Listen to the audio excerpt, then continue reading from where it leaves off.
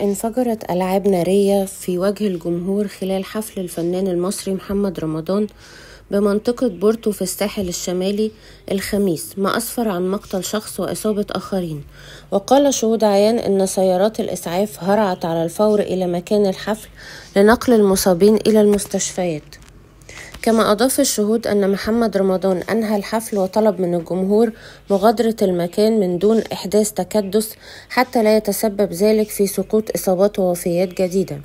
ووفق المعلومات فقد تبين حدوث انفجار في أحد أجهزة الأمان الخاصة بالألعاب النارية، ويشار إلى أن عدد ضخم حضر الحفل الغنائي بمنتجع بورتو جولف مارينا، وقد قدم الفنان مجموعة من أغانيه التي تفاعل معها الجمهور.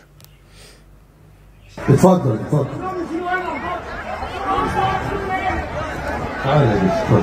انت هتنزل تشيل معاك؟ ايوه يا شباب شكرا. نوسع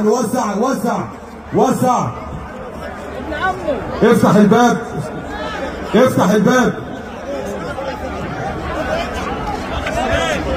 اتفضل هنا انت استلم من هنا.